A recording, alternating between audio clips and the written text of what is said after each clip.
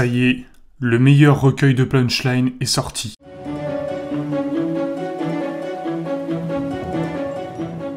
Il y a quelque temps, j'ai sorti ce recueil de punchline. Alors pour t'expliquer un peu la généalogie de comment il s'est construit, la généalogie ça veut juste dire comment je l'ai construit. D'où il part. C'est qu'en fait, la plupart du temps, on voit sur les plateaux télé des gens qui arrivent à sortir des citations, on ne sait d'où, et je me suis rendu compte que j'arrivais à peu près à faire la même chose après avoir lu pas mal de livres. Mais aussi, peut-être, et je ne sais pas si je vous l'avais caché en somme, c'est je tiens plein de citations dans une sorte de grande note sur mon ordi, et ça m'arrive de les regarder pour un peu m'inspirer. Et en fait, aujourd'hui, toute la volonté de ce livre est en fait de partager exactement le recueil que je tiens, dans mon ordinateur. Ce recueil, c'est ça. 1041 punchlines. Je les ai numérotés donc de 1 à 1041 et on va découvrir ensemble le livre. Donc, bien sûr, je l'ai écrit, mais je me rappelle absolument pas de la notation. Dans cette vidéo, le but, c'est de prendre 20 numéros que vous m'avez dit sur Instagram. Comme ça, ça permet de faire au hasard et ensemble de parler des citations. Alors, j'ai essayé de faire balayer les nombres de 1 à 1041 parce que la plupart des numéros se situent entre 0 et 100. Donc ça biaisait un peu le livre et on ne voyait pas tout. Donc par exemple, si tu as dit 31, j'ai mis 631. Donc tu vas pouvoir reconnaître ton numéro comme ça.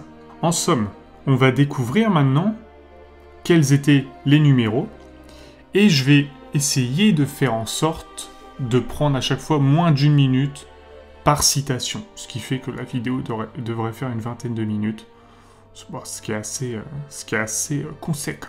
Les numéros, je les ai notés. Avant de commencer ce chronomètre, 1041 punchlines. Mais j'en ai rajouté un 5e dans le point. À toi de découvrir qui c'est, parce que c'est un auteur plutôt méconnu. Allez, c'est parti. Le premier numéro, c'est le 7. Citation numéro 7.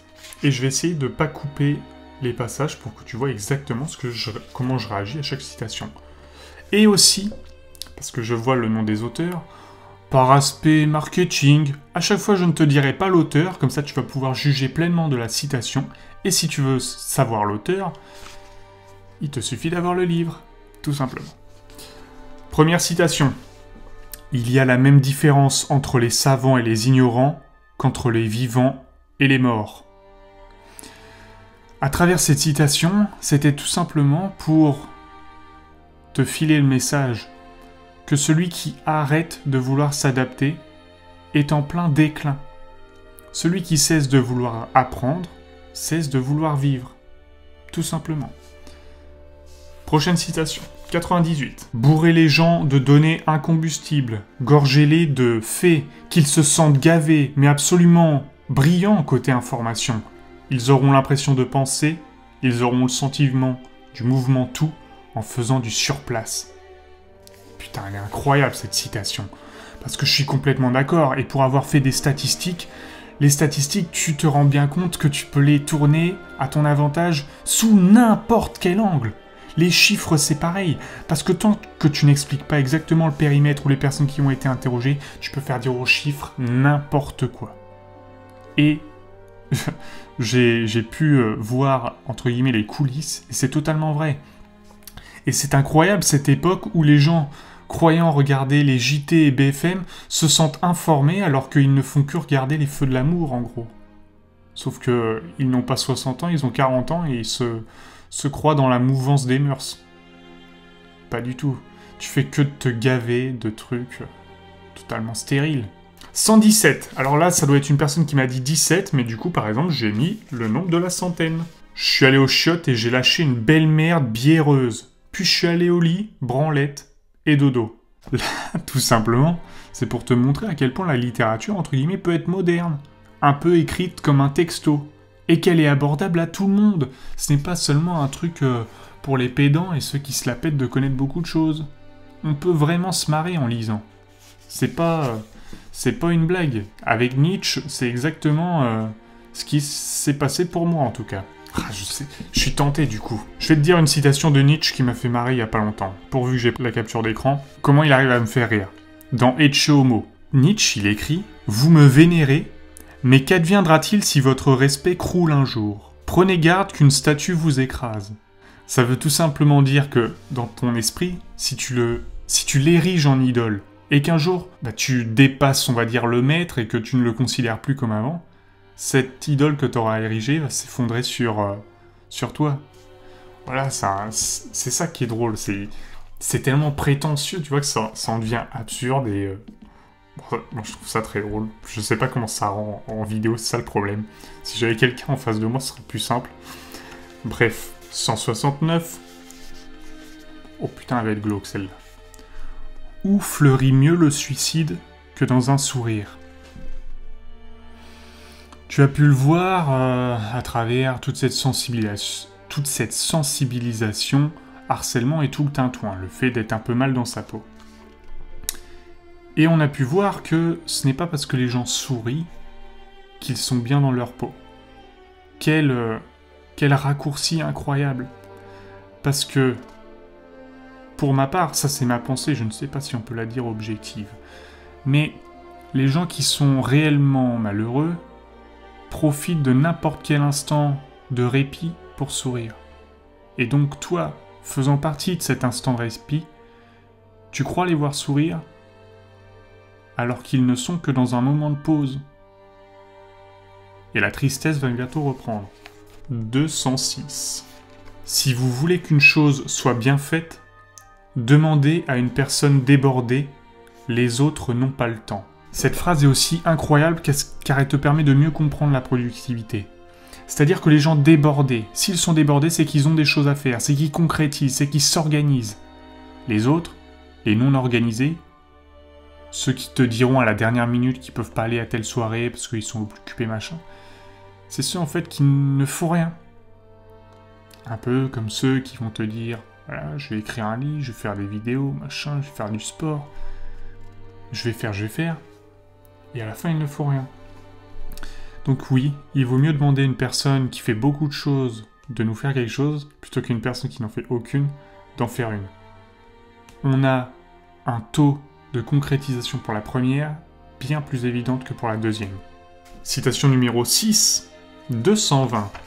Le monde est dangereux à vivre, non pas tant à cause de ceux qui font le mal, mais à cause de ceux qui regardent et laissent faire. Cette citation trouve pas mal d'écho, surtout à notre temps, où beaucoup de spectateurs regardent entre guillemets le martyr, tandis qu'il faudrait agir. Et le problème, c'est que le monde pourrait nous inviter à penser comme cela. C'est-à-dire aujourd'hui le Covid qui nous indique de ne pas tellement avoir de contact avec les autres, et qui nous dirait par exemple que quand quelqu'un tombe, on ne le ramasse pas, parce que c'est pas très Covid. Il y arrive aussi beaucoup d'histoires du genre une personne aide, par exemple quelqu'un qui s'est blessé, la personne blessée porte plainte parce qu'elle lui a cassé quelque chose en voulant la sauver. Mais malheureusement, en cultivant cette croyance, tu te désolidarises de toi-même et de tes principes. 7e citation. 326. La chute des grands hommes rend les médiocres et les petits importants. Quand le soleil décline à l'horizon, le moindre caillou fait une ombre et se croit quelque chose. C'est incroyable. Parce que tu vois, là, il y a véritablement une image. C'est-à-dire que par rapport à la Terre, quand le soleil décline, eh bien, comme l'angle est plus étalé, l'ombre est aussi plus étalée et peut faire paraître à des petites choses quelque chose d'immensément grand. À quoi on trouve son écho? Les gens qui ne font rien et qui n'ont pas de vie s'échinent toujours à trouver dans le moindre problème la grande injure, la grande révolte. Et c'est à ce moment-là qu'on s'abrutit de conneries. 360. Détruis-toi pour te connaître.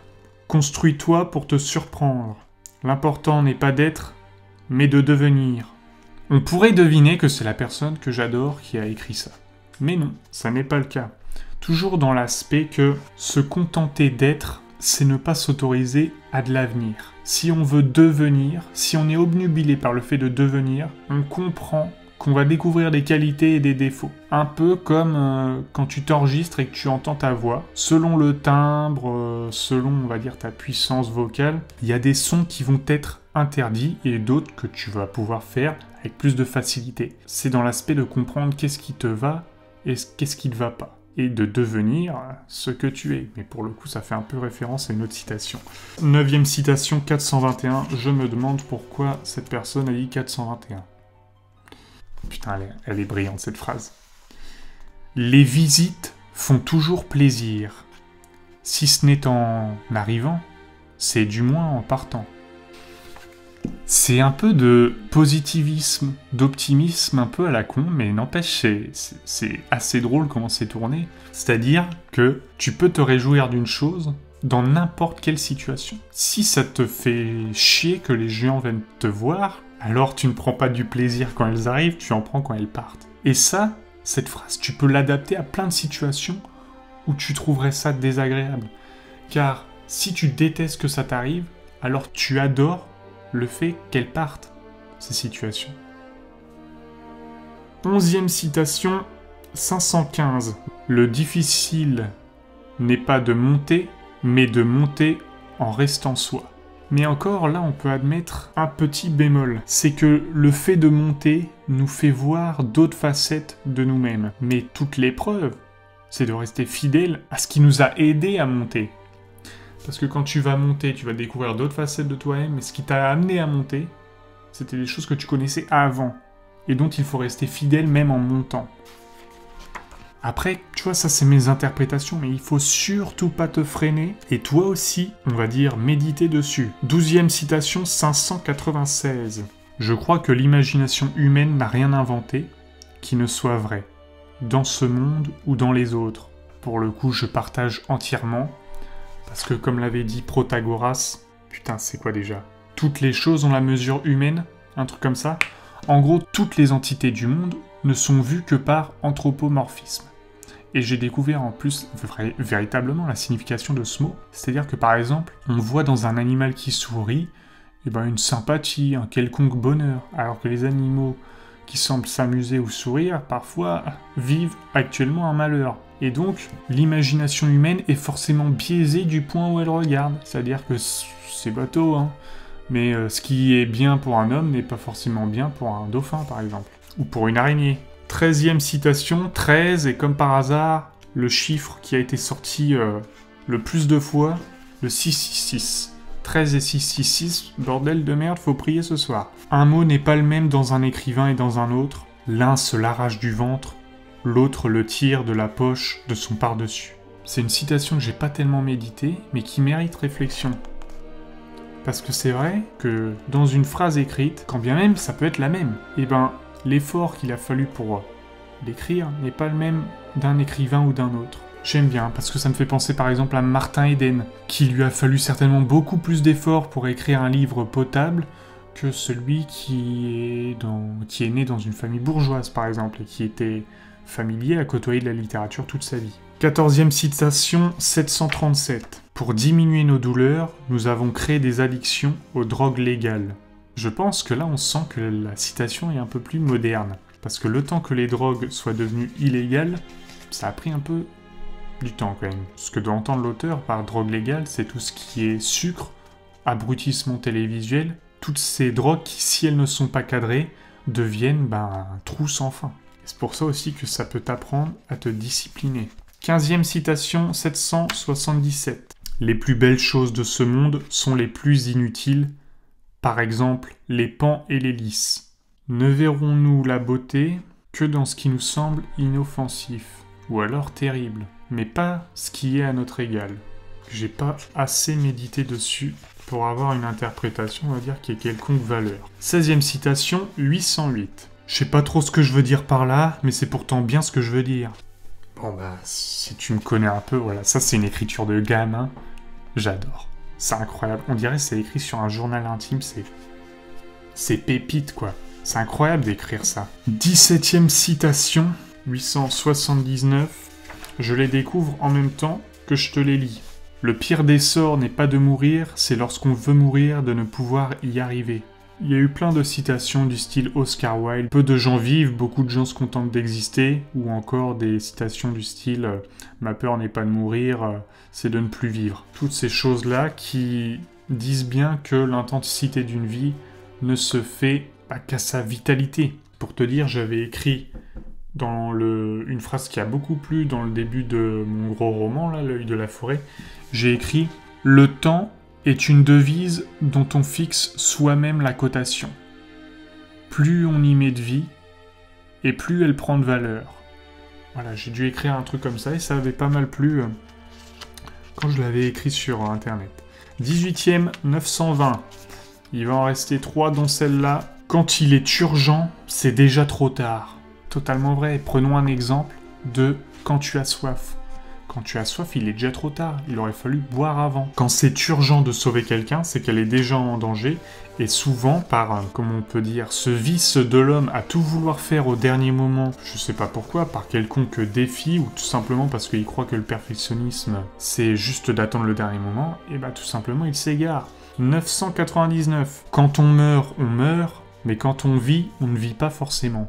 Pour te dire aussi une citation qui m'avait marqué un peu dans le même domaine, c'est « La mort n'est jamais une fin, mais c'est une interruption ». Pour te dire qu'à chaque fois que tu vivras un deuil, que tu perdras quelqu'un, ce quelqu'un, quand il part, ne te dit pas « c'est terminé entre nous ». L'histoire s'est interrompue, mais l'histoire continue là ou là.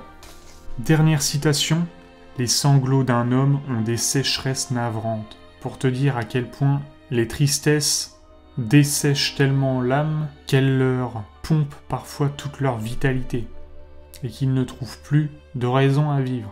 C'est dans le même aspect que Jane Austen qui avait écrit « Il y a des pleurs qui n'atteignent pas les yeux et restent parfois dans le cœur », un truc comme ça. Enfin bref, voilà, 20 citations qui t'amèneront à réfléchir. C'est un livre assez épuré qui va te permettre de balayer pas mal la littérature et va te permettre aussi un peu de voir dans quoi tu t'engages à chaque fois que tu lis. Parce que le but de cette chaîne, au final, c'est de rendre la lecture plus populaire, de la déniaiser, de montrer que ce n'est pas un truc intellectuel, mais par contre c'est un processus qui te fait devenir toi-même et donc prodigieusement intelligent. Il fait environ 180 pages, il est disponible sur Amazon, et puis bah il y a toujours mon livre L'œil de la forêt, et n'hésite pas à glisser un avis, voilà, ça fait toujours plaisir, et ça permet aussi de faire découvrir le livre à des gens, à beaucoup de monde, et puis dans tout cet aspect que, de toute façon, la lecture, c'est un vecteur pour arriver vers quelque chose qui te fait plaisir. Et comme la lecture est un processus qui te fait participer, alors tu te découvres au travers et tu fais naître l'histoire par ta puissance d'imagination. Je terminerai là-dessus et on se dit à la semaine prochaine.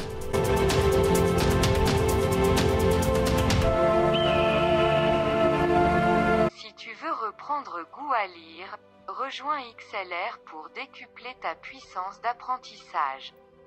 Rendez-vous en description.